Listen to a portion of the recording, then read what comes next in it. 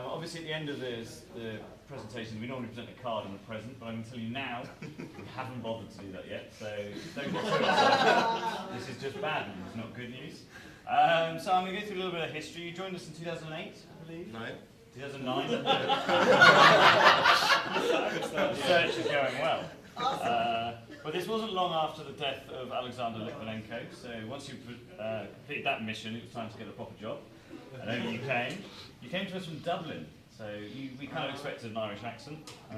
Didn't get what we bargained for. So you started in the old office over there in Haines Street. It was always a bit difficult to understand. Your English was always a little different. So we've had a lot of fun. Irish accent, Russian accent. And a lot of what I'm about to talk about relates to the fact that you didn't understand English and your accent was a little bit strange. When you first joined, you were working on the Top Table project. So we just launched TopTable.com, and we had a bit of I would like to call it an aftermath, where it was a bit of a mess. We were kind of running around trying to get it working again, so you were with us doing that. Following that, you obviously worked, one of your favourite projects ever was working on the database migration from TopTable.com all the way through to OpenTable.com. I think it's probably your highlight of your career, would you say?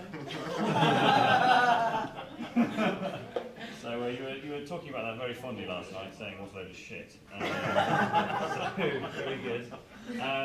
So yeah, but also a very, very hard and sort of valued part of the project to get us onto the OpenTable code base. Other things that we've called out is you obviously recently you've worked a lot on the offers in OpenTable as well, so getting the API stood up and the editing tool for that, which is fantastic.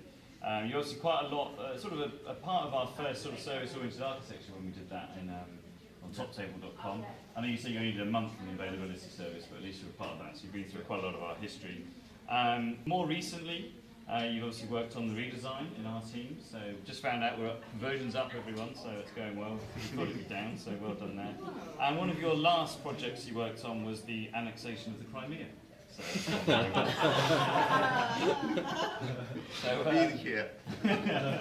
and now that's done, you can go back home. So what else have I got here? So I've reached out to a couple of the old stalwarts. Dave Chater, a man of 11 years at TopTable, seen a few things in his time. He mentioned a few things that he liked about you, an awful lot. One of the things he said was your laughing style. So when you first joined, your English was so terrible you didn't understand any of the jokes. Well, not, at least not immediately. So someone would tell you a joke, why did the chicken cross the road? Anything. To get to the other side, and you'd go,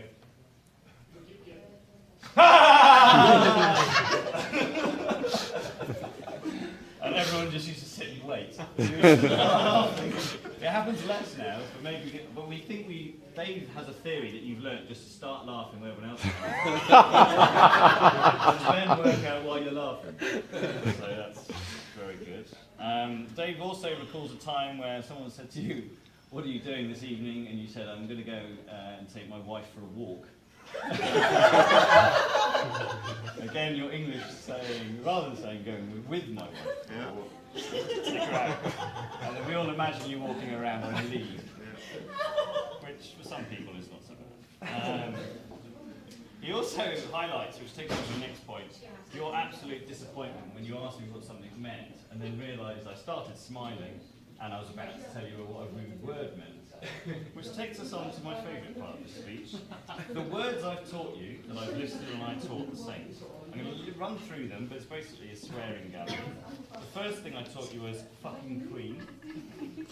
Then we had arse, nonce, teabagging. Can I interrupt? Why don't you ask him if he remembers what they mean? Well, because I know he doesn't ask. So we had nonce, teabagging, bull bag, vajazzle, touching cloth, hermaphrodite, happy ending, glory hole, dirty protest, queefing, dogging, dry humping, sex explosion, muff, catheter bag, brown town, and I think my funniest one is actually the least rude, was when you turned up and said to me, "Hello, is it me you're looking for?" You couldn't work out why everyone started singing. So, very good. So yes, your Lionel Richie knowledge was not up to scratch.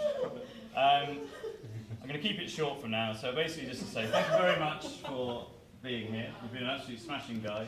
Very, very rare that we see the Saint angry. It's normally when I've given you a kiss or sat on your lap.